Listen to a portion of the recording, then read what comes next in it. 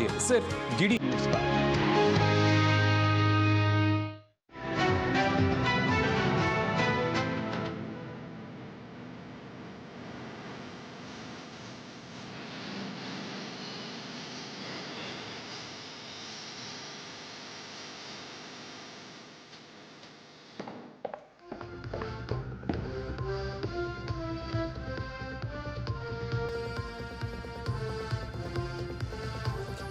नमस्कार, news night में आप सभी का स्वागत है। मैं हूं आपके साथ आरेंद्र। भारत सरकार ने बांग्लादेश के निर्यात होने वाले सामान को भारतीय पोर्ट और जमीन के रास्ते निर्यात करने पर पाबंदी लगाने का फैसला किया है।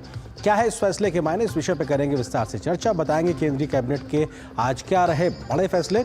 चर्चा करेंगे पश्चिम बंगाल में वक्फ बिल के विरोध में हुई हिंसा की, जिसके बाद से राजनीति गरमाई हुई है।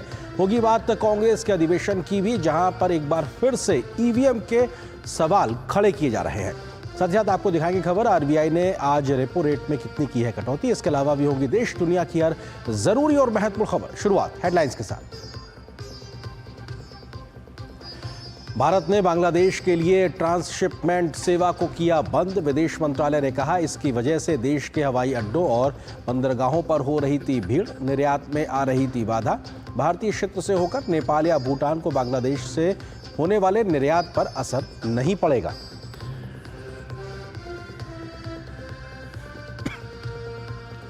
केंद्रीय कैबिनेट ने आंध्र प्रदेश और तमिलनाडु में तिरुपति पकाला कटपटी रेलवे लाइन के दोहरीकरण को दी मंजूरी। पीएम कृषि सिंचाई योजना के एक उप योजना को भी हरी झंडी। पंजाब और हरियाणा में हाईवे को भी मंजूरी।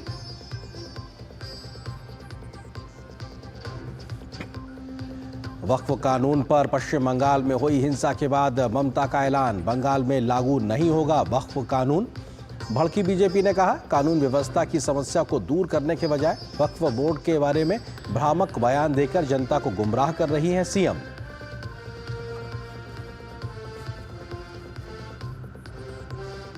कांग्रेस ने गुजरात अधिवेशन में फिर ईवीएम पर उठाए सवाल। बीजेपी का पलटवार, कहा राहुल गांधी और कांग्रेस नेताओं को हो गया है ईवीएम फोबिया।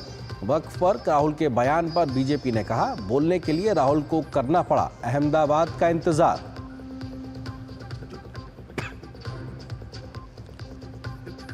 आरबीआई की मौद्रिक नीति समीक्षा में रेपो रेट में 0.25% की कटौती का ऐलान।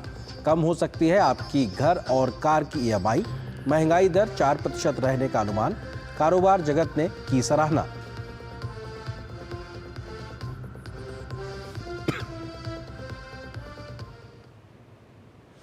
और सुर्खियों के बाद में खबरों पर विस्तार से नजर डालते हैं और शुरुआत इस समय की एक बड़ी खबर से करते हैं। मुंबई आतंकी हमले के आरोपी तहव्वुर राणा को अमेरिका से जल्द ही भारत लाया जा रहा है।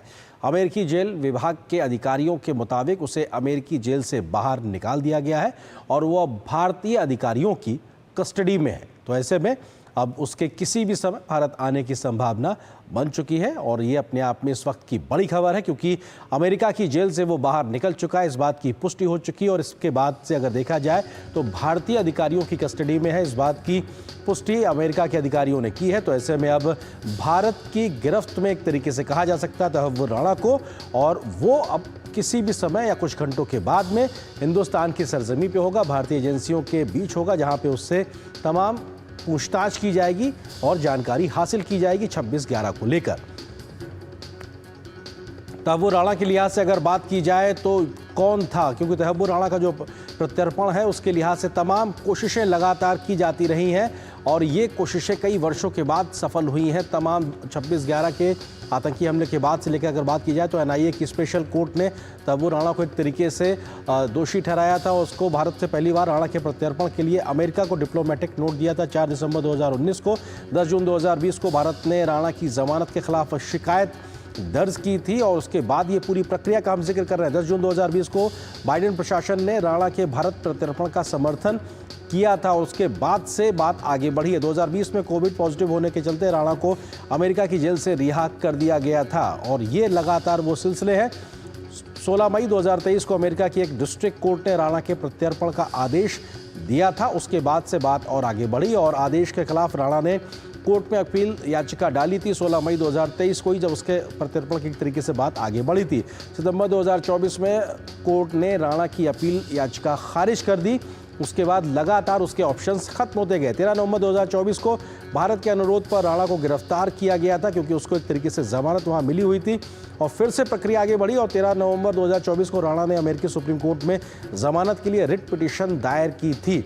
लेकिन इस प्रकार कोशिश के बाद भी अमेरिकी सुप्रीम कोर्ट ने राणा की याचिका को खारिज कर दिया था। और तो ये अपने आप में लगातार प्रयास भारतीय एजेंसियों के माध्यम से हुए। अमेरिकी सुप्रीम कोर्ट ने एक तरीके से उसको वहां से अब वापस भारत जाने के लिए बात की थी। हमारे सहयोगी संवाददाता नीरज सिंह इस खबर पर अधिक बातचीत के लिए मौजूद है। नीरज, एक तो ये कि कब तक उसके भारत पहुंचने की संभावना है, और दूसरी उसको लेकर भारत में उच्च स्तरीय बैठकों का सिलसिला भी लगातार चल रहा है, क्या अपडेट?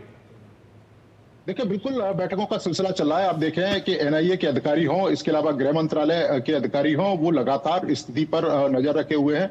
ऑफिशियली एक तरीके से आनंद हम कह सकते हैं कि अब ये कंफर्म हो गया है कि तैयबुर राणा को भारतीय एजेंसियों को सौंप दिया गया है। इसका मतलब यह है कि अब तैयबुर राणा अमेरिका से भारत के रास्ते में है, और उम्मीद ये की जा रही है कि सुबह 3 से 4 बजे के बीच में तैयबुर राणा भारत पहुंचेगा। और सबसे पहले एनआईए की टीम जैसे ही भारत में तैयबुर राणा पहुंचेगा, एनआईए की टीम उसको अरेस्ट करेगी। अरेस्ट करने के बाद तैयबुर राणा को अपनी हिरासत में रखेगी। हिरासत में रखने के अंदर 24 घंटे के अंदर उनको कोर्ट में पेश किया जाएगा, और कोर्ट में पेश करने के बाद फिर एनआईए कोशिश करेगी तैयबुर राणा की रिमांड लेने की, ताकि उससे जो पूछताछ है वो की जा सके कि किस तरीके से इस हमले को अंजाम दिया गया। क्योंकि ये इतना बड़ा आरंद्र हमला था कि बिना लोकल सपोर्ट के संभव नहीं था। कई सारे तार अभी भी ऐसे हैं जो सुलझे नहीं है, और निश्चित तौर पर तैयबुर राणा से जब पूछताछ होगी तो उन नामों का भी पता लग पाएगा कि उस समय कौन कौन लोग थे जो बैकडोर से इन लोगों को एक तरीके से सहायता कर रहे थे, या एक तरीके से तमाम चीजें उपलब्ध करवा रहे थे। दूसरी, अगर हम यहाँ की बात करें तो तिहाड़ जेल की बात करें, और इसके अलावा आर्थर रोड जेल है, वहां पर जो तैयारियां हैं वो भी पूरी कर ली गई हैं। आज गृह मंत्रालय में आप देखें कि विदेश मंत्री और इसके अलावा राष्ट्रीय सुरक्षा सलाहकार अजीत डोभाल भी वहां पर पहुंचे हैं। निश्चित तौर पर अजीत डोभाल पूरे इस मामले पर नजर रखे हुए थे। गृह मंत्रालय के अधिकारी नजर रखे हुए थे। एनआईए की टीम अमेरिका में मौजूद थी, ताकि वहां पर अगर जो कागजी जो कामकाज किया जा सके, तो उसके लिए एनआईए की टीम तमाम सबूत और कागजातों के साथ वहां पर मौजूद रहे।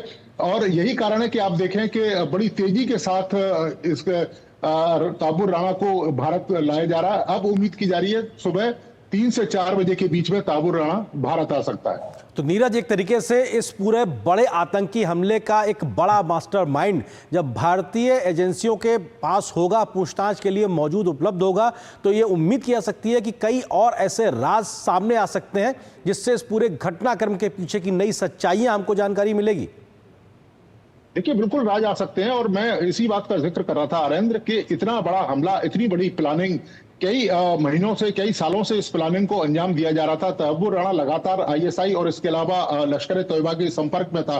तैयबुर राणा ने जैसे ही जो हेडली है उसको इसके लिए तैयार किया, और अपने जो एजेंसी है उसके मार्फत कागजात तैयार करा के, इमिग्रेशन जो कंसल्टेंसी एजेंसी है उसके माध्यम से कागजात तैयार करा के यहाँ पर रैकी करने के लिए भेजा। और वो हेडली यहाँ पर कई सारे जो लोग हैं उनसे भी मिला, जगह जगह उन्होंने रैकी करी।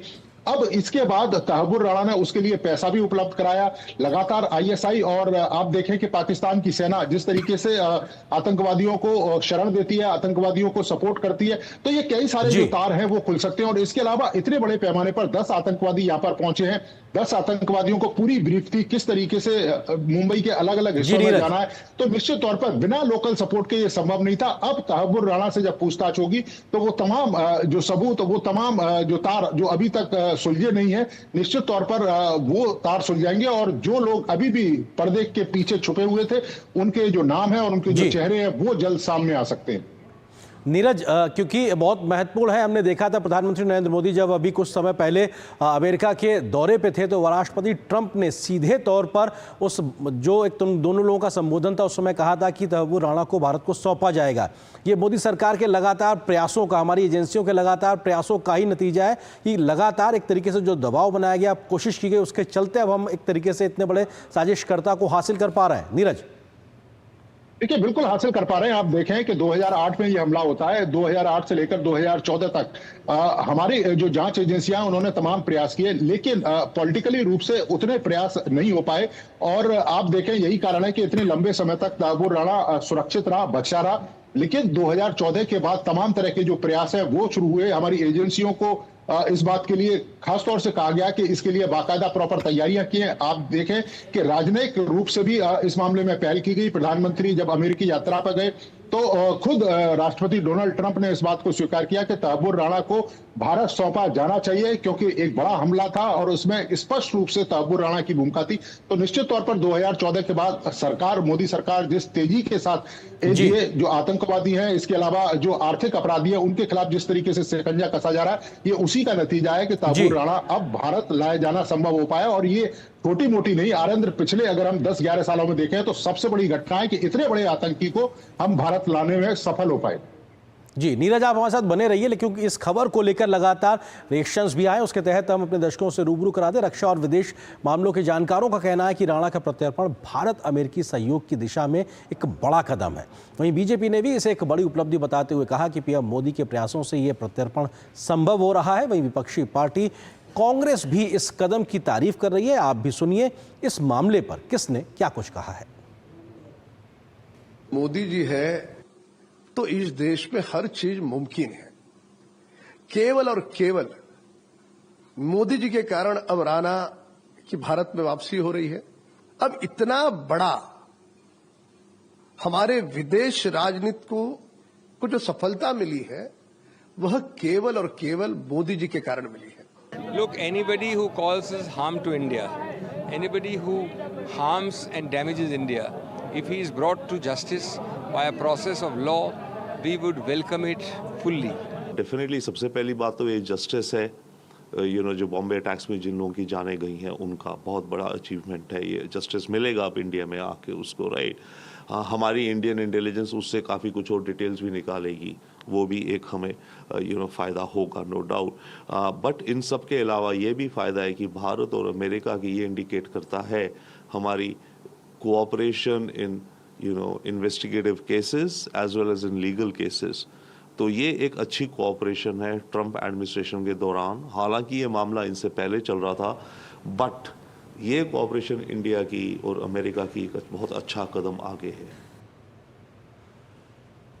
तो आपने सुना किस तरीके से तमाम जानकार जो इस प्रकार की मामलों को समझते हैं वो बता रहे हैं कि साहब भारत अमेरिका की इस प्रकार के मामलों को लेकर जो समझ बढ़ी है उसका ही नतीजा है कि मौजूदा अमेरिकी प्रशासन ने भारत के इस प्रयास को समझा और भारत की इस मांग को समझा कि भारत में इतना बड़ा गुनाहगार जो अगर है उसको भारत को सौंपा जाना चाहिए, भारतीय एजेंसियों को सौंपा जाना चाहिए। और ये हमने देखा था, खुद राष्ट्रपति ट्रंप ने इस बात की घोषणा की थी जब प्रधानमंत्री मोदी अमेरिका के दौरे पे थे। और अपने आप में 2008 के बाद से सिलसिलेवार तरीके से जब से ये घटना हुई तो उसके बाद से तमाम लोगों के जब नाम सामने आए, भारतीय एजेंसियां कोशिश करती रही, लेकिन मौजूदा मोदी सरकार के तमाम बीते कुछ वर्षों में जो प्रयास रहे हैं ये उसका ही नतीजा है कि तमाम उसने कोशिश की अमेरिका में कानूनी विकल्प अपनाने को लेकर। हर विकल्प खारिज होने के बाद में अंततोगत्वा तहव्वुर राणा अब भारतीय एजेंसियों के हाथ में इस वक्त अमेरिका में है और वहाँ से वो भारत के रास्ते में। और हमारे सहयोगी नीरज सिंह हमको इस बात की जानकारी दे रहे थे कि संभवतः वो सुबह 3-4 बजे के आसपास में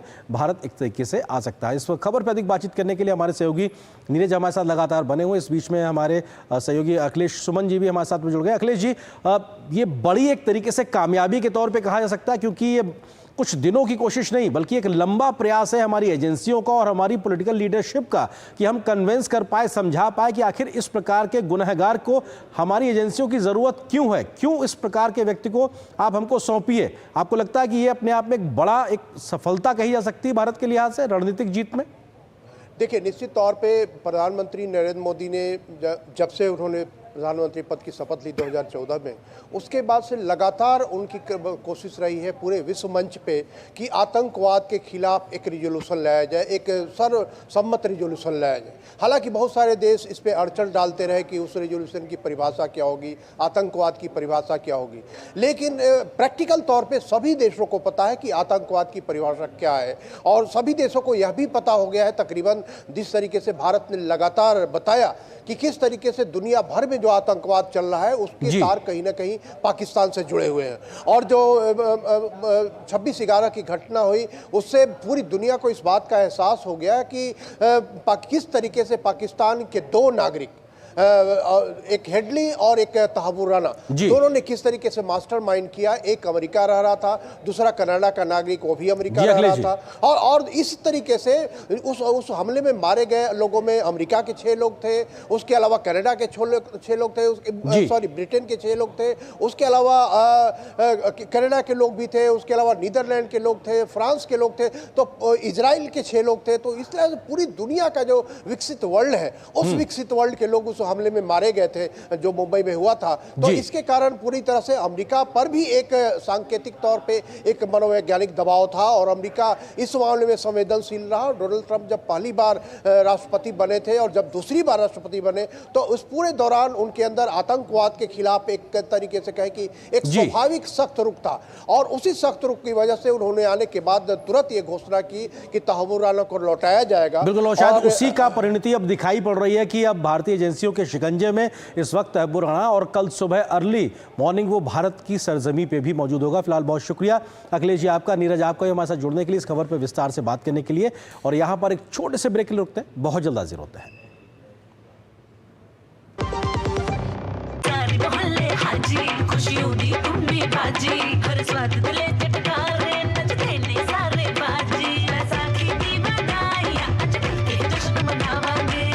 बैसाखी दी लख लख बधाइयां।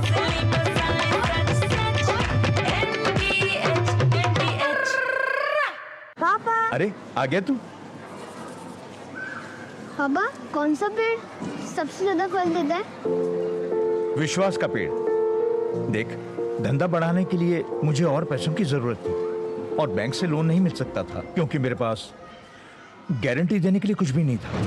पर किसी ने मुझ पर विश्वास करके बिना गारंटी के लोन दिया और देख मैंने कितनी बड़ी दुकान बनाई और तुम्हें बड़े स्कूल भी तो भेजा मैंने, है ना? वाह पापा, पर इतना विश्वास कौन करता है? मोदी जी करते हैं। एक्सेस टू क्रेडिट कैसे बढ़ा, इसका एक उदाहरण मुद्रा योजना। प्रधानमंत्री मुद्रा योजना के 10 साल, स्वावलंबन और उद्यमिता के 10 साल। मेरी पसंद, मेरी पसंद, मेरी पसंद, मेरी पसंद, हमारी पसंद, हम सब की पसंद। मजबूत देश का मजबूत सरिया हो गया स्टील। विभाग अनेक, कंप्लेंट बॉक्स 1। किसी भी सरकारी दफ्तर, विभाग या बैंक से जुड़ी शिकायत के लिए pgportal.gov.in पर जाएं, रजिस्टर करें, संबंधित विभाग चुनें, शिकायत दर्ज करें और ट्रैकिंग आईडी नोट करें। एसएमएस या ईमेल पर एक्नॉलेजमेंट पाएं और शिकायत का जवाब सीधे मंत्रालय से प्राप्त करें। अब तक 1 करोड़ 12 लाख से अधिक भारतीयों ने भरोसा जताया। सीपी ग्राम्स, आपकी हर शिकायत का हल।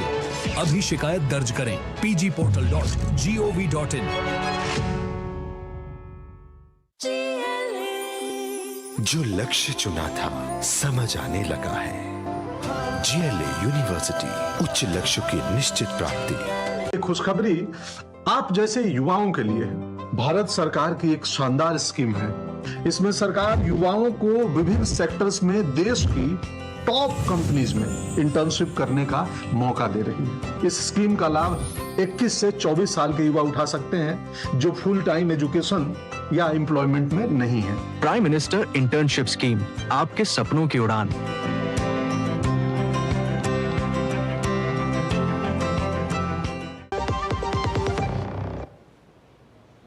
और ब्रेक के बाद आज की एक और बड़ी खबर पर नजर डालते हैं। भारत ने बांग्लादेश को दी गई ट्रांसशिपमेंट सुविधा को वापस ले लिया है। अब बांग्लादेश किसी अन्य देश के लिए भारतीय बंदरगाहों या हवाई अड्डों के माध्यम से माल का एक तरीके से आवागमन में दिक्कत आएगी, उसमें भारत ने 8 अप्रैल 2025 से सुविधा बंद की है, यानी कि कल से इस सुविधा को बंद किया गया। विदेश मंत्रालय ने इस बारे में आज प्रेस कॉन्फ्रेंस करके जानकारी दी है। जब उनकी प्रेस कॉन्फ्रेंस थी उसके बाद इस जानकारी को साझा किया गया, किस प्रकार से ट्रांसशिपमेंट सेवा को बंद किया गया। बांग्लादेश अब अपने माल को भारत के लैंड कस्टम या फिर जो एयरपोर्ट कस्टम के जो इलाके होते हैं उनके माध्यम से इस्तेमाल करके तीसरे देशों तक नहीं भेज सकेगा, क्योंकि भारत का जगहों का इस्तेमाल करके बांग्लादेश तमाम प्रकार का निर्यात करता था, वो सुविधा बंद हुई। इस निर्णय से बांग्लादेश के निर्यात और आयात लॉजिस्टिक्स पर प्रभाव पड़ेगा।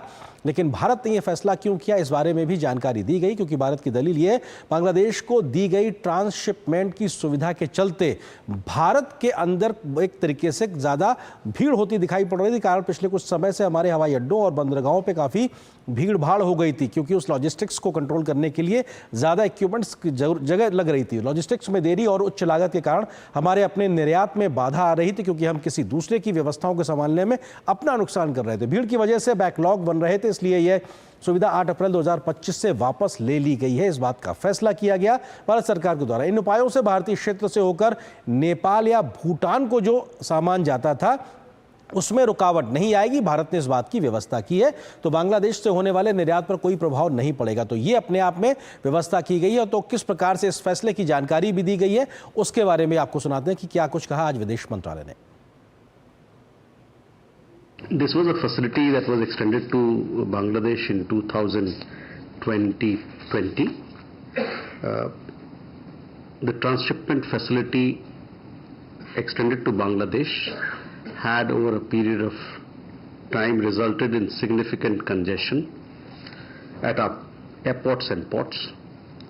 Logistical delays and higher costs were hindering our own exports and creating backlogs. The facility therefore has been withdrawn with effect from 8th April 2025. And let me clarify here, I saw some reports. These measures do not impact Bangladesh's exports to Nepal and Bhutan transiting through Indian territory. आइए आपको बताते हैं कि क्या है transshipment का पूरी सेवा और किस तरीके से ये काम करती है, क्योंकि इसको भी समझना ज़रूरी है कि आखिर किस व्यवस्था को बंद करने या बदलने की बात आज भारत ने की। ट्रांसशिपमेंट्स एक ऐसी प्रक्रिया जिसमें एक देश से निकला हुआ माल सीधे अपने गंतव्य देश तक नहीं जाता है, वो किसी बीच में किसी अन्य देश के माध्यम से जाता है। ये माल पहले किसी तीसरे देश के बंदरगाह या सीमा से होकर गुजरता है, जैसा कि बांग्लादेश का सामान भारत से गुजर के किसी तीसरे देश जा रहा था। वहाँ से दूसरे साधनों जैसे जहाज़ हो, ट्रक हो या ट्रेन हो, इसमें से लाद कर आगे भेजा जाता है कि एक देश से दूसरे देश आए, जबकि जाना उसको तीसरे देश में है। उदाहरण के तौर पर बांग्लादेश से कोई सामान अगर नेपाल भेजा जाता है तो वो तीसरे देश से होकर जाएगा, यानी कि भारत से होकर जा रहा था। नेपाल से बांग्लादेश की कोई सीधी सीमा नहीं लगती है, क्योंकि बीच में भारत है और ऐसे में नेपाल और भूटान के लिए अभी भी व्यवस्था जारी रहेगी। ऐसे में बांग्लादेश उस माल को भारत के रास्ते भेजता है। तो ये अपने आप में किसी भी देश के लिए सामान भेजने की एक मुश्किलात होती है अगर वो आपकी बाउंड्री वहाँ से नहीं लगती है। माल पहले भारत में आता है, फिर वहाँ से नेपाल रवाना होता है, यानी बांग्लादेश के आने वाला सामान जो है वो एक तरीके से पहले इधर आता है। तो वहीं ट्रांसशिपमेंट एक ऐसी प्रक्रिया है जिसमें एक देश से निकला हुआ माल सीधे अपने गंतव्य देश नहीं जाता, वो किसी तीसरे देश की सीमा में पहले आता है, उसके बाद वो वहाँ पे पहुँचता हुआ जाता है। तो भारत ने बांग्लादेश के लिए इस व्यवस्था को बंद किया है और नेपाल और भूटान के लिए एक तरीके से जारी रहेगी। इस खबर पर अधिक बातचीत करने के लिए हमारे साथ में बहुत ही खास मेहमान इस वक्त मौजूद हैं। वीणा सीकरी जी हैं, जो कि बांग्लादेश में भारत की पूर्व उच्चायुक्त रही हैं। वीणा जी, बहुत बहुत स्वागत है दूरदर्शन न्यूज़ पे हमारे साथ जुड़ने के लिए। सवाल यही कि भारत सरकार का ये फैसला किस तरीके से आप इसको देखती हैं, उसके मायने क्या है? वीणा जी। ये काफी विशेष फैसला है, क्योंकि ये जो ट्रांसशिपमेंट की बात आपने समझाई, बड़ी अच्छी तरह से आपने समझाई, ये एक भारत और बांग्लादेश के बीच बहुत ही इंपॉर्टेंट सब्जेक्ट ऑफ डिस्कशन था। लेकिन और ये बांग्लादेश के लिए बड़ी सुविधा थी, क्योंकि नेपाल म्यांमार का तो खैर अभी भी रहेगा, नेपाल भूटान म्यांमार, लेकिन जो बांग्लादेश थर्ड कंट्रीज विदेशों में एक्सपोर्ट भारतीय पोर्ट्स के थ्रू, भारतीय land ports, custom station, train के थ्रू जाता था, उससे बांग्लादेश को बहुत फैसिलिटी मिलती थी, क्योंकि उनके अपने हवाई अड्डे ढाका में हो या चित्तौड़ में हो, उनके अपने पोर्ट्स जो हैं वो काफी कंजेस्टेड हैं, उनकी कैपेसिटी लिमिटेड है, और इसलिए उनको हमारी सुविधा, हमारी डिसीजन से काफी सुविधा मिल रही थी। लेकिन अब जो है इस पर जरूर नेगेटिव असर पड़ेगा, और जो बांग्लादेश की एक्सपोर्ट्स थर्ड कंट्रीज को हैं, साउथ ईस्ट एशिया को हैं, वेस्टर्न कंट्रीज को हैं, यूके यूएसए को हैं, उसमें काफी उनकी प्रॉब्लम्स आ जाएंगी और एक्सपोर्ट्स पे फर्क पड़ेगा। हमने ये देखा है कि ये जो इंतरिम सरकार बांग्लादेश में आई है, उन्होंने किसी तरह से दिलचस्पी नहीं दिखाई कि वो भारत और बांग्लादेश के बीच जो ट्रेड फैसिलिटीज हैं, जो ट्रांसशिपमेंट फैसिलिटीज हैं, जो एक्सेस टू मोंगला पोर्ट है, एक्सेस टू चिटागोंग पोर्ट है, हमारे नॉर्थ ईस्टर्न स्टेट से जो एक्सेस है, जिसमें डिसीजन लिया गया था कि उनकी एक्सेस होगी चिटागोंग और मोंगला पोर्ट के लिए, वो उसमें बाधा ला रहे थे। वो इसको बिल्कुल इनकी जो ऑपरेशन इतनी स्मूथ चली हो रही थी, उसमें वो बाधा ले आए हैं। और हमारी सरकार ने ये भी नोट किया कि जब मोहम्मद यूनुस चीफ एडवाइजर चीन गए थे, तो उन्होंने वहां एक बड़ा वक्तव्य दिया जो बिल्कुल ही सही ढंग का नहीं था। और उन्होंने जैसे ये वहां पे अनाउंसमेंट किया चाइनीज बिजनेसमैन के सामने कि ये भारत का जो नॉर्थ ईस्ट है वो हमारे कब्जे में है और इनका एक्सेस ओशन को सिर्फ हमारे तरफ से होता है, और इसलिए वो चीन के देश को कहते हैं कि आप आइए बांग्लादेश में और हम आपको एक्सेस टू नॉर्थ ईस्ट देंगे और वो आपके इकोनॉमी का एक्सटेंशन बन जाएगा। ये बिल्कुल एक अनएक्सेप्टेबल तरीके से उन्होंने कहा चीन में चाइनीज बिजनेसमैन के साथ वार्तालाप करते हुए। और इसलिए मेरे ख्याल हमारी सरकार जो इसमें बिल्कुल नाखुश थी, क्योंकि ऐसे कहने की तरीका नहीं है। नॉर्थ ईस्ट स्टेट जो है इंटीग्रल और सॉवरेन पार्ट भारत के हैं, और हमारे नॉर्थ ईस्ट स्टेट का एक्सेस तो है ही, कैलकुलेट थ्रू है, बाय एयर है, कई तरह से हम तो बना रहे हैं। लेकिन जरूर हमने बांग्लादेश के साथ ये निर्णय किया था कि एक्सेस टू चिटागोंग पोर्ट का होगा। तो अगर वो नहीं चाहते हैं तो हम भी क्यों उनको ये फैसिलिटी दे। तो ये उनको समझने की जरूरत है कि इन चीजों में ट्रांसशिपमेंट एक्सेस टू पोर्ट्स, इसमें रेसिप्रोसिटी होती है और इसमें एक दूसरे का फायदा बहुत होता है। लेकिन एक दूसरे को की चाहत होनी चाहिए कि वो फैसिलिटेट करें एक्सपोर्ट्स, बांग्लादेश के एक्सपोर्ट तीसरे कंट्रीज में और नॉर्थ ईस्ट इंडिया की एक्सपोर्ट्स चिटागोंग और मोंगला पोर्ट्स के थ्रू। तो ये जब बांग्लादेश की कुछ ऐसे इंटरेस्ट दिखाए नहीं, बिल्कुल उन्होंने ये साफ किया कि उनको कोई इंटरेस्ट नहीं है कि नॉर्थ ईस्ट इंडिया की प्रोडक्ट्स जो हैं वो उनका एक्सेस चिटागोंग पोर्ट्स और मोंगला पोर्ट्स के जरिए रहे। तो हमने भी यही निर्णय ले लिया। तो ये बिल्कुल अब देखेंगे बांग्लादेश इसके बारे में, उनकी एक्सपोर्ट जो है उन पे क्या। ठीक है मैम, एक चीज़ ये, क्योंकि ये जो मौजूदा समय में भारत और बांग्लादेश के जो संबंध हैं और जो स्थिति जिसका आपने तमाम प्रकार के वक्तव्यों का आपने भी जिक्र किया, आपको लगता है कि इस फैसले का एक जो संदेश है वो भी बेहतरी से कन्वे होगा? और आप जिस बात का जिक्र कर रही हैं, कम से कम भारत ज़रूरत है बांग्लादेश की, ये समझना होगा बांग्लादेश को।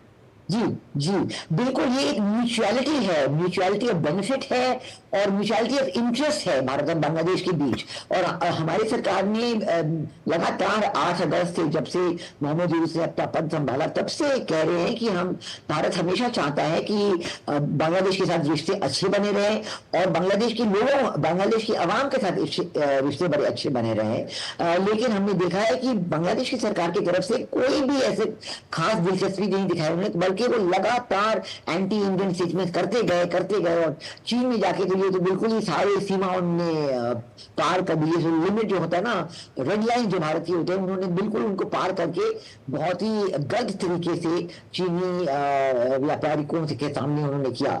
तो इसलिए मेरा ख्याल आपकी बात बिल्कुल सही है कि बांग्लादेश को समझने की जरूरत है कि अगर वो चाहते हैं फैसिलिटीज और भारत बिल्कुल तैयार है फैसिलिटी देने के लिए, तो उनको भी अपनी तरफ से कुछ करना पड़ेगा। जी, अभी हमने देखा कि कुछ दिन पहले ही प्रधानमंत्री मोदी की बांग्लादेश के जो मौजूदा प्रमुख हैं उनसे मुलाकात भी होती है और ऐसे में बात अपनी रखी जाती है। आपको लगता है कि कोशिशें लगातार जारी हैं कि साहब बहुत बेहतरी से सामान्य बातचीत में स्थितियां सामान्य हो, हमारे जो कंसर्न्स हैं वो बांग्लादेश समझे, उन पे वो एक्ट करे, और अब इस प्रकार से बात आगे बढ़ती दिखाई पड़ रही है? आपको लगता है कि वो एक प्रेशर भी दिखाई पड़ेगा, कम से कम बांग्लादेश को समझ में आएगा साहब मौजूदा वक्त की ज़रूरत ये है, आपको इस तरीके से आगे बढ़ना होगा? जी बिल्कुल, उनको ये मैसेज बिल्कुल साफ गया होगा कि उनको बिल्कुल ही म्यूचुअलिटी ऑफ बेनिफिट और म्यूचुअलिटी ऑफ इंटरेस्ट में काम करना है। और ये जो मोहम्मद यूनुस के पीछे ये रैडिकल इस्लामिस्ट ग्रुप्स हैं, जमात इस्लामी है, हिफाजत इस्लाम है, इस्लामी आंदोलन बांग्लादेश है, हिज़्बुत तहरीर है, इन सब ग्रुप्स का प्रेशर है चीफ एडवाइजर पे और अन्य इंस्टीट्यूशन पे बांग्लादेश में कि भारत के साथ रिश्ते बिल्कुल ना बने। और ये उनके प्रेशर पाकिस्तान के जरिए आ रहा है, क्योंकि नहीं तो पाकिस्तान ने बहुत ही सीरियस रोल दिया था, वो जो तख्ता पलट हुई था अगस्त के महीने में, और उसके बाद भी उन्होंने अपना पूरे तरीके से बांग्लादेश पे प्रेशर रखने की कोशिश की है। और हर तरीके से मिलिट्री रिलेशनशिप में भी वो चाहते हैं कि वो प्री 1971 लेवल की मिलिट्री रिलेशनशिप दोबारा ताजा करे, ये बिल्कुल ही डेंजरस स्थिति है भारत के लिए और हमें इस पे बहुत ध्यान से देखना पड़ेगा और एक्शन लेना पड़ेगा। वीना जी, क्योंकि हमने देखा है कि बीते लगभग 1-2 दशक के बीच में बांग्लादेश दुनिया में एक मॉडल के तरीके से विकसित हुआ, खासतौर से टेक्सटाइल को लेकर उसने अपनी जो कैपेबिलिटीज़ का एक प्रदर्शन किया दुनिया के सामने, और बहुत बड़ी संख्या में वो उसका सामान जो है दुनिया भर में जाता है। और अगर वो उसकी एक बड़ी आर्थिक ताकत है, अगर वही अपने आप में प्रभावित होगी तो उसमें असर तो आम लोगों तक भी पड़ेगा और वहाँ की सरकार पे एक तरीके से दबाव भी होगा इस बात को लेकर कि साहब आप आम लोगों की जिंदगी को मुश्किलात में डाल रहे हैं। बिल्कुल बिल्कुल, ये हुआ ही है, क्योंकि हमने देखा है कि 15 साल जब शेख हसीना प्रधानमंत्री थी तो उन्होंने आर्थिक डेवलपमेंट में इतना फोकस किया था कि बांग्लादेश की ग्रोथ रेट 6% से 8% एनुअल ग्रोथ रेट हो गई थी। कई सालों में तो वो भारत से भी ज्यादा उनकी ग्रोथ डेवलपमेंट हो रही थी। लेकिन 8 अगस्त के बाद जब से ये मोहम्मद यूनुस की इंटरिम रिजीम ने अपना पद संभाला है, अन्य लोगों ने पद संभाला है, सारे फैक्ट्री बंद हो जा रहे हैं, वर्कर्स की जॉब्स जा रहे हैं, उनके एक्सपोर्ट बिल्कुल बंद हो गए हैं, इन्फ्लेशन बहुत हाई है और कहते हैं कि इस साल में उनकी ग्रोथ रेट 2 से 3% होगी, मतलब आधे से भी कम होगी और उनके एक्सपोर्ट पे बड़ा बुरा असर पड़ा है और वो जान ही नहीं रहे कि अब कैसे संभाले, वो जान नहीं रहे, लोग बहुत ही निराश हैं। लेकिन मोहम्मद यूनुस की सरकार तो आर्थिक स्थिति पे बिल्कुल ही ध्यान नहीं दे रही है, बल्कि मुझे लगता है कि जमात-ए-इस्लामी जैसे इस्लामिक फंडामेंटल ऑर्गेनाइजेशन है उनको कुछ फर्क पड़ता नहीं है, क्योंकि वो सोचते हैं कि जितनी गरीबी आए लोगों के बीच वो हमारे कब्जे में और ज्यादा आएंगे, तो उनको बिल्कुल ही वो आर्थिक व्यवस्था में ध्यान दे ही नहीं रहे हैं और बिल्कुल अपने जो रिलीजियस फिनोमेनन फंडामेंटलिस्ट स्लोगन वही लगातार लगा रहे हैं। बिल्कुल, अपनी मौजूदा जो सरकार है बांग्लादेश की उसको अगर अपनी आवाम को ध्यान रखते हुए तरीके से तमाम प्रयास करने चाहिए और समझना चाहिए कि आखिर किस प्रकार की दिक्कतें परेशानियां हैं और मिलकर अगर आगे बढ़ा जाए तो शायद सभी का फायदा होगा। शुक्रिया वीना जी, हमारे साथ जुड़ने के लिए, इस विषय पर विस्तार से बात करने के लिए बहुत बहुत शुक्रिया। और यहाँ पर एक छोटे से ब्रेक के लिए रुकते हैं, बहुत जल्द हाजिर होते हैं।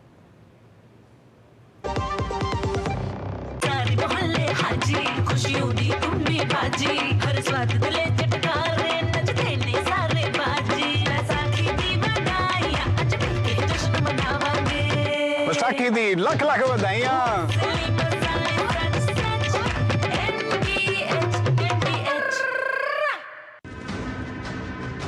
हरदम तैयार है, बिल्कुल तैयार है, तैयार है, बिल्कुल तैयार है, जी जाने से तैयार है, इसीलिए तो हम लहरों के पहरेदार हैं। जय भारती, जय भारती, हम हैं नौसेना, हम हैं भारत के सारथी। जय भारती, जय भारती, हम हैं नौसेना, हम हैं भारत के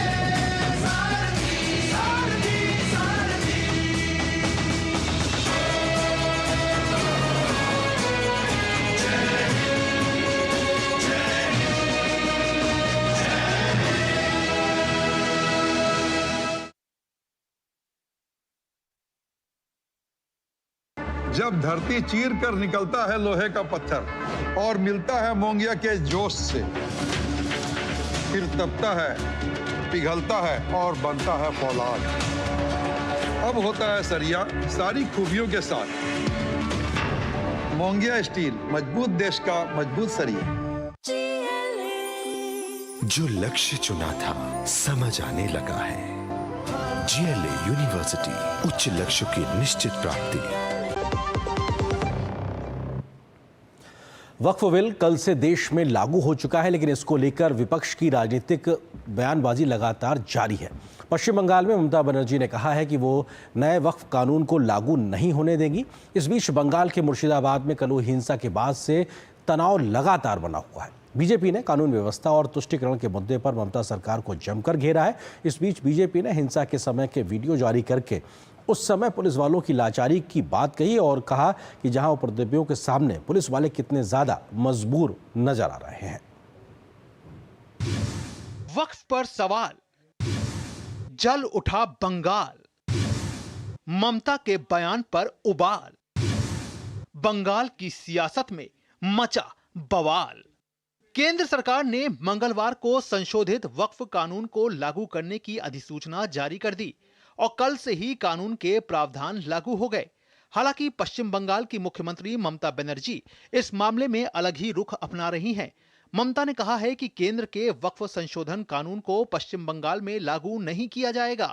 कोलकाता में जैन समुदाय के एक कार्यक्रम में बनर्जी ने कहा कि मैं अल्पसंख्यक लोगों और उनकी संपत्ति की रक्षा करूंगी। और माइनॉरिटी लोगों को हम एक बात कहते हैं,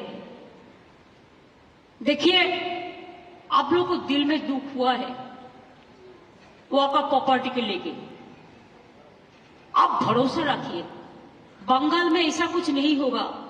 गौरतलब है कि पिछले हफ्ते संसद से वक्फ संशोधन विधेयक पारित हुआ था। शनिवार को राष्ट्रपति द्रौपदी मुर्मू ने विधेयक को अपनी मंजूरी दे दी और मंगलवार को कानून लागू हो गया। कानून के पक्ष में सरकार का तर्क है कि इससे जमीन से जुड़े विवादों में कमी आएगी। वक्फ बोर्ड का काम कुशल, पारदर्शी और जवाबदेह होगा। हालांकि कई जगह इसका विरोध हो रहा है। वक्फ संशोधन कानून के खिलाफ विरोध प्रदर्शन के दौरान बंगाल के मुर्शिदाबाद में हिंसा भड़क गई। भाजपा ने सीएम ममता बनर्जी पर तीखा हमला बोला और कहा कि सरकार कानून व्यवस्था बनाए रखने में विफल साबित हुई है। पश्चिम बंगाल बीजेपी के नेताओं ने बंगाल सरकार पर वोट बैंक की राजनीति करने का आरोप लगाया है। बीजेपी का कहना है कि विरोध प्रदर्शन के नाम पर अराजकता फैलाई जा रही है। तुष्टीकरण का पॉलिटिक्स हो रहा है, इसलिए बंगाल में ये लोग कर रहा है, दूसरा प्रदेश में करने का मौका नहीं मिल रहा है। वहाँ पुलिस लॉफुल एक्शन लेता है, यहाँ पुलिस लॉफुल एक्शन नहीं लेता है ड्यू टू पुलिस मिनिस्टर है जो चीफ मिनिस्टर ममता बनर्जी। मुझे लगता है कि जो पढ़े लिखे मुसलमान हैं, जो एजुकेटेड मुसलमान हैं, उनको आगे आना चाहिए और इस चीज में अपनी आवाज को बुलंद करना चाहिए। इस बीच जंगीरपुर क्षेत्र में सुरक्षा व्यवस्था कड़ी कर दी गई है। मुर्शिदाबाद प्रशासन ने बीएनएसएस की धारा 163 के तहत निषेधाज्ञा लागू कर दी है। सार्वजनिक जगह पर 5 या इससे अधिक लोगों के जुटने पर मनाही होगी। We have taken all legal action. 22 we have arrested 22 miscreants. इस बीच बीजेपी नेता अमित मालवीय ने सोशल मीडिया पर कुछ वीडियो पोस्ट कर कहा है कि पश्चिम बंगाल के नदिया के कनाई नगर में कल शाम को जो हुआ वो भयावह था। उन्होंने आरोप लगाया कि ममता बनर्जी के उकसावे में आकर इस्लामी भीड़ ने पुलिस पर हिंसक हमला किया। अपनी जान बचाने के लिए पुलिसकर्मियों को मजबूरन पास के पेट्रोल पंप पर शरण लेनी पड़ी। उन्होंने लिखा, घटना की गंभीरता के बावजूद ममता बनर्जी, जिनके पास गृह मंत्री का पद भी है, कानून व्यवस्था की समस्या को दूर करने के बजाय वक्फ बोर्ड के बारे में भ्रामक बयान देकर जनता को गुमराह कर रही हैं। वह अपने पुलिस बल की सुरक्षा करने में भी विफल रही हैं। अब समय आ गया है कि पश्चिम बंगाल के पुलिसकर्मी इस राजनीतिक दुरुपयोग के खिलाफ खड़े हों और राज्य में कानून व्यवस्था बहाल करने के लिए काम करें। बीजेपी इन इलाकों में केंद्रीय बलों को तैनात करने की मांग कर रही है, तो साथ ही केंद्रीय गृह मंत्रालय से हस्तक्षेप करने की अपील भी की है।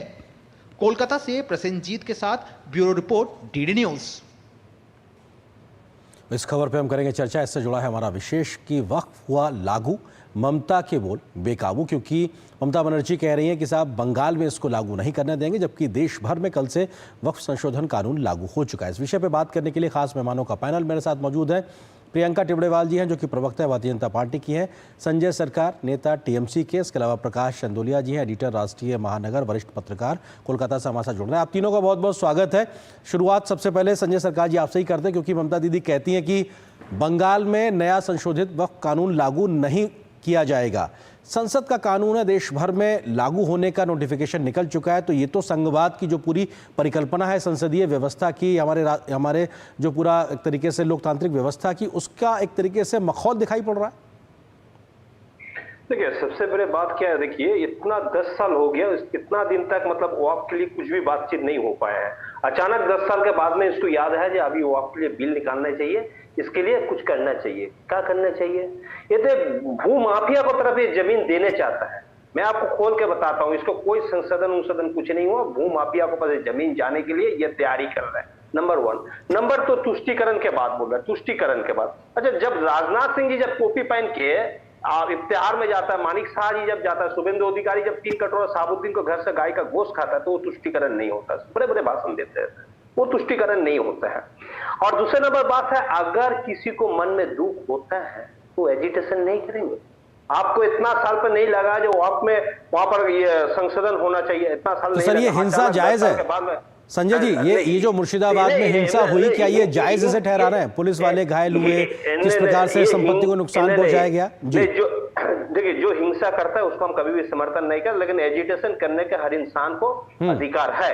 ये लोकतांत्रिक अधिकार है, ये अधिकार आप कोई रूप से नहीं सकता है। आप 10 साल के बाद में अचानक आपको याद आया जो आपको जितना संपत्ति है, जितना प्रॉपर्टी, जितना जमीन है, वो जमीन मतलब जो किसी को, अच्छा इतना दिन आप आइडेंटिफाई नहीं कर पाया, अचानक आपको 10 साल के बाद में आपको याद आया जी। प्रियंका जी, प्रियंका जी, आपकी मंशा पे, सरकार की मंशा पे सवाल कर रहे हैं कि साहब आप गरीब मुस्लिमों के हक की बात कह जरूर रहे हो, लेकिन आप खुद जमीन किसी और को देने की मंशा के साथ इस कानून को लेकर आए हैं। प्रियंका जी, संजय जी, आप ही क्या आपके आरोप को ही आगे ले जा रहा हूं। संजय जी, आपके आरोप ले जा रहा हूं। जी प्रियंका जी, अपनी बात कहिए।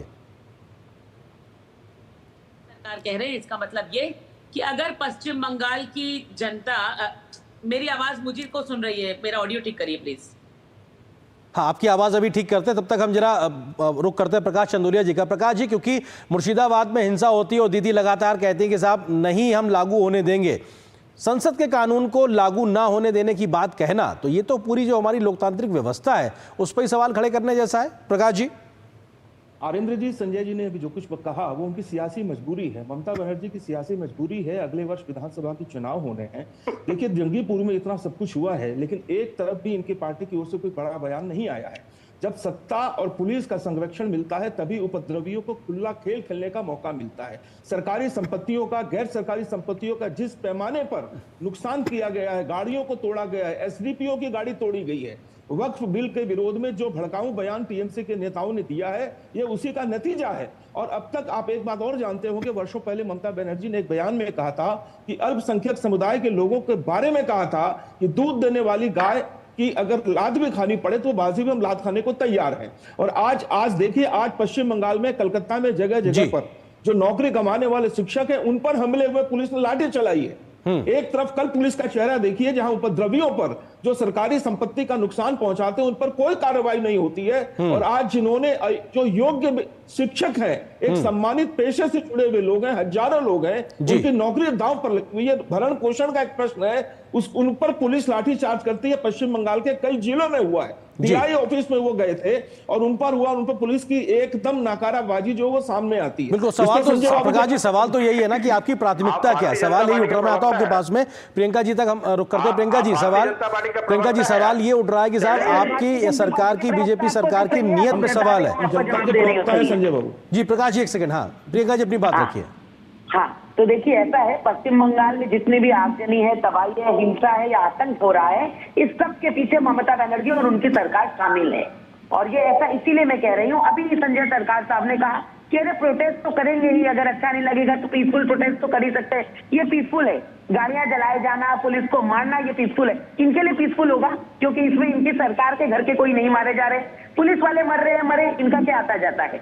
दूसरी बात ये, अगर ये कहते हैं कि यही तरीका है प्रोटेस्ट करने का, तो इसका मतलब अगर ममता बनर्जी सरकार कोई भी कानून लाए तो प्रोटेस्ट करने के लिए रास्ते पर उतरो, सरकारी प्रॉपर्टीज जला दो, ये प्रोटेस्ट करने का तरीका है। देखिए, इसके पीछे ये सरकार शामिल है।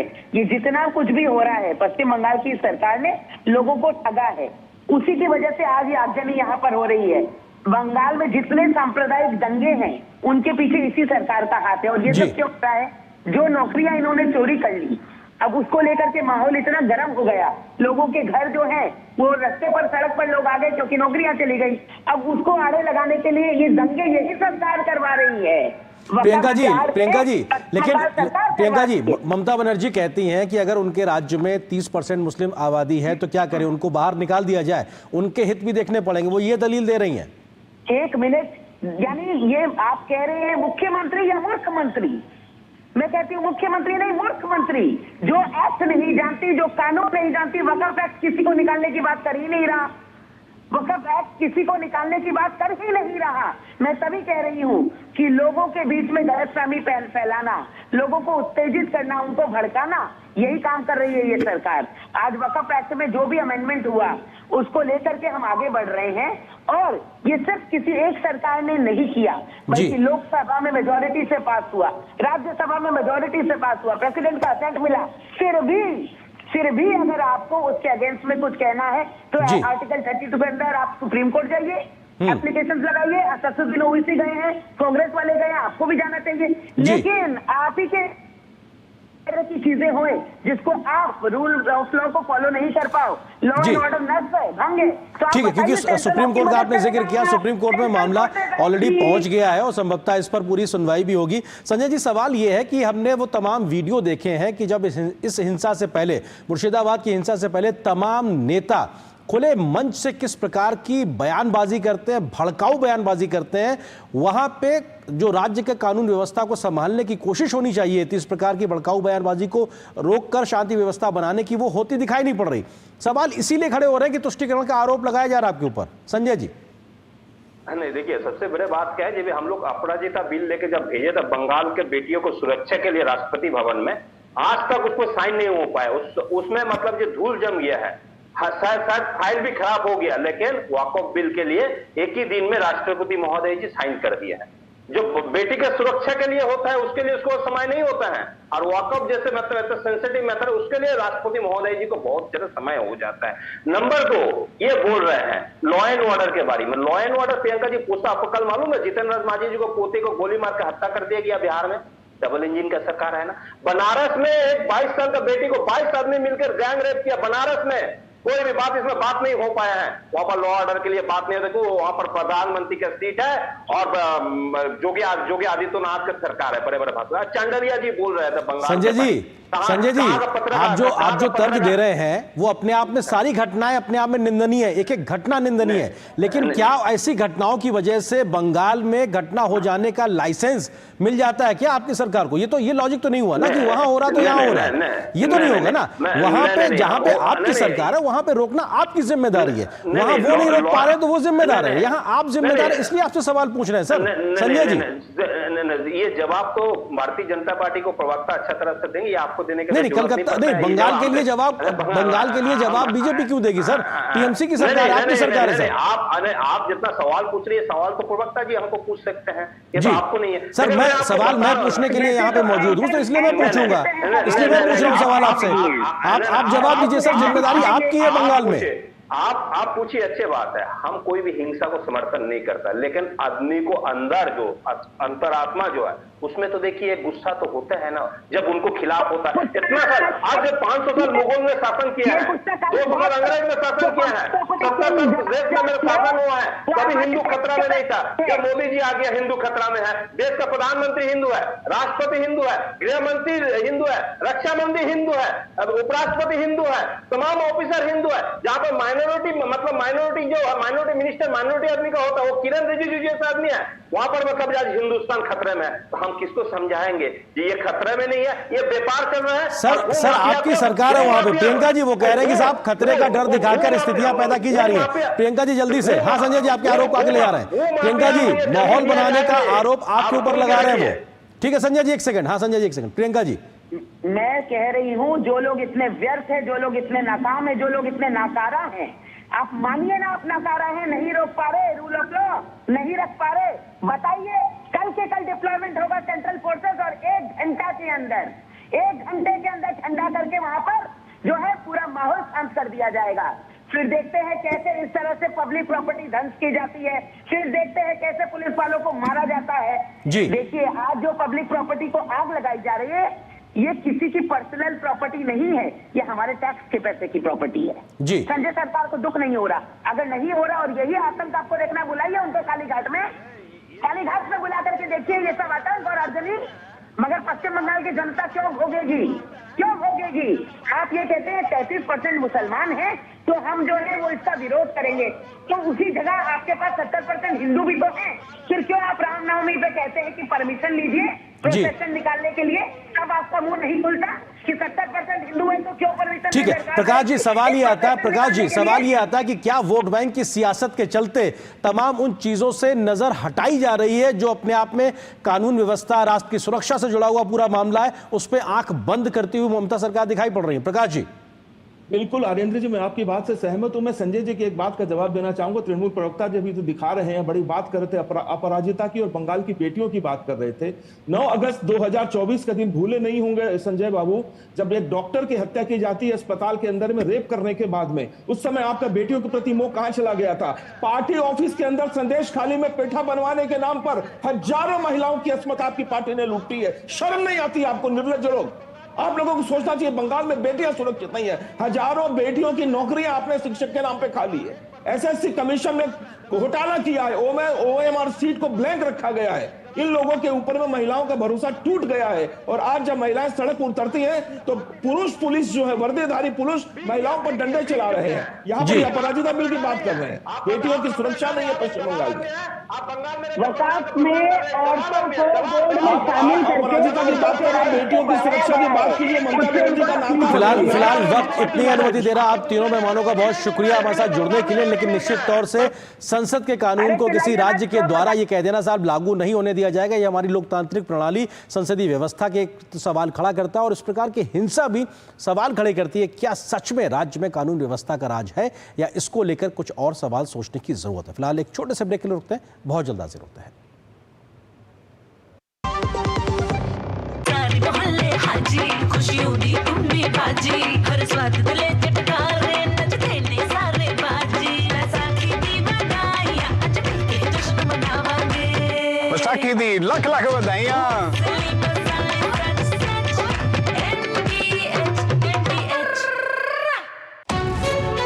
विभाग अनेक, कंप्लेंट बॉक्स 1। किसी भी सरकारी दफ्तर, विभाग या बैंक से जुड़ी शिकायत के लिए pgportal.gov.in पर जाएं, रजिस्टर करें, संबंधित विभाग चुनें, शिकायत दर्ज करें और ट्रैकिंग आईडी नोट करें। एसएमएस या ईमेल पर एक्नॉलेजमेंट पाएं और शिकायत का जवाब सीधे मंत्रालय से प्राप्त करें। अब तक 1 करोड़ 12 लाख से अधिक भारतीयों ने भरोसा जताया। सीपी ग्राम्स, आपकी हर शिकायत का हल। अभी शिकायत दर्ज करें pgportal.gov.in।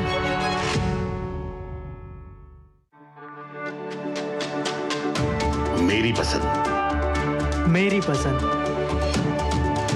मेरी पसंद, मेरी पसंद, हमारी पसंद, हम सबकी पसंद। मजबूत देश का मजबूत सरिया मोंगिया स्टील।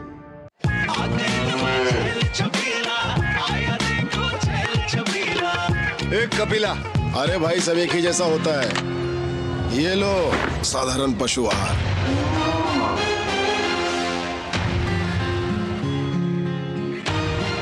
इस देश की हर माँ, बच्चे, बूढ़े, जवान, खिलाड़ी, डॉक्टर, इंजीनियर, सबको गाय भैंस की दूध की शक्ति पर भरोसा है। पर जब इन पशुओं को कपिला पशु आहार मिलेगा तभी तो दूध सिर्फ ज्यादा ही नहीं, शक्ति से भरपूर भी होगा। और ये सच जानते हुए चंद पैसों के लिए तुम देश का भरोसा तोड़ दो। कपिला पशु आहार, देश का नंबर 1 पशु आहार। जो लक्ष्य चुना था समझ आने लगा है। GLA यूनिवर्सिटी, उच्च लक्ष्य की निश्चित प्राप्ति। और ब्रेक के बाद अब खबर कैबिनेट के फैसलों की। मोदी सरकार ने आज केंद्रीय कैबिनेट में कई अहम फैसले लिए हैं। किसानों के लिए सिंचाई परियोजना को आधुनिक बनाने का फैसला हुआ है, तो आंध्र प्रदेश और तमिलनाडु में रेल परियोजना के लिए भी एक बड़ा ऐलान किया गया है। इसके अलावा चंडीगढ़ के पास जीरकपुर में बाईपास बनाने का बड़ा फैसला किया गया है। केंद्रीय सूचना प्रसारण मंत्री अश्विनी वैष्णव ने प्रेस कॉन्फ्रेंस करके मोदी सरकार के तीसरे कार्यकाल में जनहित में अभी तक लिए गए फैसलों को भी विस्तार से जानकारी दी है। मोदी सरकार देश के बुनियादी ढांचे को बेहतर बनाने की दिशा में एक के बाद एक लगातार फैसले ले रही है। केंद्रीय कैबिनेट की बैठक में आंध्र प्रदेश और तमिलनाडु में तिरुपति पलाका कटपटी खंड की एकल रेलवे लाइन के दोहरीकरण को मंजूरी दी गई है। कुल 104 किलोमीटर की इस लाइन के दोहरीकरण के लिए 1332 करोड़ रुपए की लागत आएगी। इससे तिरुमाला वेंकटेश्वर मंदिर से कनेक्टिविटी के साथ साथ कई प्रमुख स्थानों का रेल संपर्क बेहतर हो सकेगा। प्रोजेक्ट में 17 मेजर ब्रिजेस हैं और 327 माइनर ब्रिजेस हैं, 7 फ्लाईओवर्स हैं। इस डबलिंग से बहुत सारा जो रोड पे जा रहा था ट्रैफिक वो ट्रेन की रेल की तरफ शिफ्ट होएगा और शिफ्टिंग से करीब 20 crore kilogram carbon dioxide save करेंगे। कैबिनेट ने एक अहम फैसले के तहत पीएम कृषि सिंचाई योजना की उपयोजना के रूप में कमान क्षेत्र विकास और जल प्रबंधन आधुनिकीकरण के लिए 1600 करोड़ रुपए को मंजूरी दी है। वर्ष 2025-26 के लिए इस राशि से पायलट तौर पर यह योजना चलाई जाएगी, जिससे 80,000 से अधिक किसानों को शुरुआत में फायदा होगा। बाद में इसके अनुभव के बाद इस योजना का विस्तार किया जाएगा। 78 पायलट प्रोजेक्ट्स हैं जो डिफरेंट स्टेट से आए हैं, उनको लेके ये सब स्कीम बनी है 1600 करोड़ रुपीस की। प्रेशराइज्ड पाइप से पानी को खेत के हर हिस्से पे लेके गए और वहां पे माइक्रो इरिगेशन, वहां पर माइक्रो इरिगेशन, तो पानी तो बचेगा ही बचेगा, पर ड्रॉप मोर क्रॉप, पर ड्रॉप मोर क्रॉप आपको किसानों को मिलेगा। इसके साथ ही एक अन्य अहम फैसले में पंजाब हरियाणा में 19.2 किलोमीटर लंबा 6 लेन के जीरकपुर बाईपास के निर्माण को मंजूरी दी गई है। 1878 करोड़ रुपए से अधिक की इस परियोजना से जीरकपुर, पंचकुला और आसपास के क्षेत्रों से गुजरने वाले लोगों को काफी सहूलियत होगी। इससे हिमाचल आने जाने वालों को भी फायदा होगा। करीब 19 किलोमीटर्स का है, 19.2 किलोमीटर्स, और इसको पीपीपी में हाइब्रिड एन्युइटी मोड पे बनाया जाएगा। इस प्रोजेक्ट का एक और बेनिफिट मिलेगा, हिमाचल का जो ट्रैफिक है उस ट्रैफिक को इमीडिएटली ये प्रोजेक्ट माने शहर के अंदर जाने के बजाय बाईपास से ही आप हिमाचल की तरफ जा सकते हो। मोदी सरकार के तीसरे टर्म में विकास परियोजनाओं की रफ्तार में तेजी देखने को मिल रही है। बुनियादी ढांचे से जुड़ी 10 लाख करोड़ रुपए से अधिक की परियोजनाओं को अभी तक मंजूरी दी जा चुकी है। नई दिल्ली से शैलेंद्र मिश्र की रिपोर्ट, डीडी न्यूज। और यहां पर एक और छोटे से ब्रेक के लिए रुकते हैं।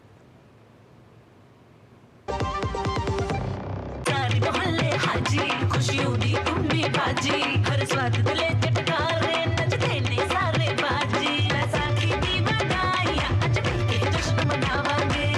बैसाखी दी लख लख बधाइयां।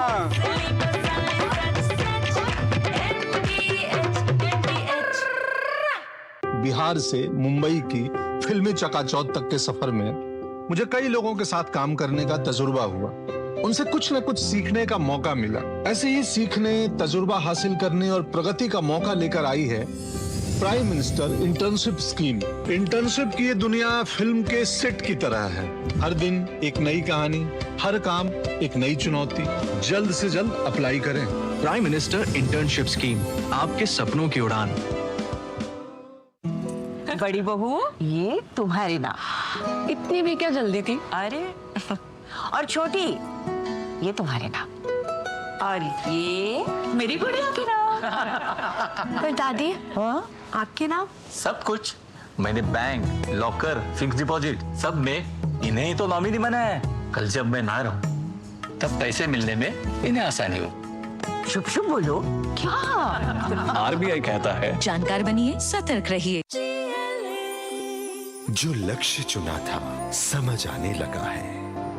जीएलए यूनिवर्सिटी, उच्च लक्ष्य की निश्चित प्राप्ति। पहले विश्व नवकार महामंत्र दिवस को संबोधित करते हुए प्रधानमंत्री नरेंद्र मोदी ने विश्व को 9 संकल्पों का उपहार दिया है। दुनिया के 100 देशों और भारत में 6000 सेंटर्स पर एक साथ लाखों लोगों ने नवकार महामंत्र का एक साथ जाप कर विश्व कल्याण की कामना की है। आप देखिए इस खबर को, मुझे दीजिए अनुमति। नमस्कार। नमो अरिहंताणं, नमो सिद्धाणं, नमो। संपूर्ण जीव सृष्टि के कल्याण के लिए ये दुनिया का सबसे बड़ा महामंत्र जाप है। दुनिया के 100 देशों और भारत के 6000 से ज्यादा केंद्रों पर लाखों लोगों ने एक साथ नवाकार महामंत्र के जरिए विश्व कल्याण के लिए प्रार्थना की। पीएम मोदी नई दिल्ली के विज्ञान भवन में इस कार्यक्रम के मुख्य अतिथि रहे। इस अवसर पर पीएम मोदी ने नवाकार महामंत्र को भारत की आस्था का मूल बताते हुए उसे जन से जग की यात्रा करार दिया। नवकार महामंत्र सिर्फ मंत्र नहीं है, ये हमारी आस्था का केंद्र है। ये स्वयं से लेकर समाज तक सबको राह दिखाता है। जन से जग तक की यात्रा है। नवाकार महामंत्र में पंच परमेष्ठ नमस्कार की परंपरा है, जिसमें अरिहंतों, सिद्धों, साधुओं, आचार्यों, शिक्षा देने वाले उपाध्यायों को नमन किया जाता है। नवाकार महामंत्र में पूर्णांक 9 संख्या के महत्व को रेखांकित करते हुए पीएम मोदी ने इस पावन अवसर पर 9 संकल्पों का जिक्र किया। ये 9 संकल्प हैं: जल संरक्षण यानी पानी बचाने का संकल्प, एक पेड़ मां के नाम लगाने का संकल्प, स्वच्छता के मिशन को आगे बढ़ाने का संकल्प, वोकल फॉर लोकल के लिए प्रयास करना, भारत दर्शन को बढ़ावा देना, प्राकृतिक खेती को अपनाना, स्वस्थ जीवन शैली को अपनाना, योग और खेलकूद को जीवन में स्थान देना और गरीबों की सहायता का संकल्प लेना। इन 9 संकल्पों से हमें नई ऊर्जा मिलेगी, ये मेरी गारंटी है। हमारी नई पीढ़ी को नई दिशा मिलेगी। और एक बात मैं जरूर कहूंगा, इन 9 संकल्पों में से एक भी मैंने मेरे भले के लिए किया है तो मत करना, मेरी पार्टी की भलाई के लिए किया हो तो भी मत करना। इस अवसर पर पीएम मोदी ने कहा कि नवाकार मंत्र ध्यान, साधना और आत्मशुद्धि का महामंत्र है। ये सम्यक ज्ञान और चरित्र का मंत्र है जो मोक्ष के मार्ग पर ले जाता है।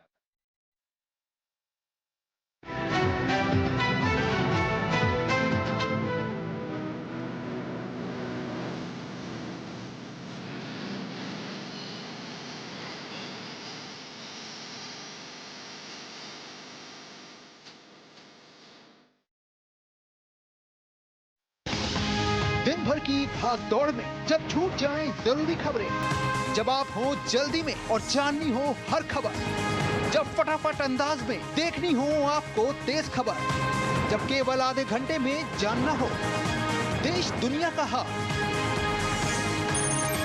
तब देखिए खबरों का हाई स्पीड शो एक्सप्रेस 100।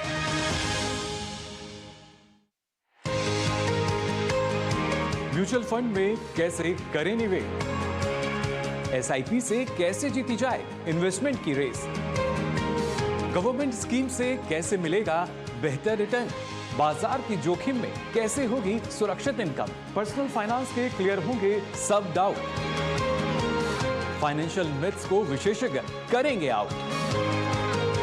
देखिए मनी मंत्र हर शनिवार सुबह 9:30 बजे सिर्फ डीडी न्यूज पर।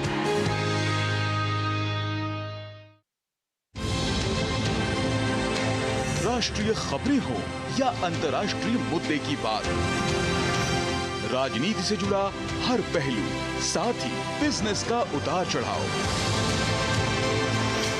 खेल जगत की अपडेट से लेकर मनोरंजन की छोटी बड़ी हलचल, वहीं बड़ी खबरों की संपूर्ण कवरेज, ताकि आप रहें खबरों के बीच। देखिए मिड डे प्राइम सोमवार से शुक्रवार दोपहर 1 बजे।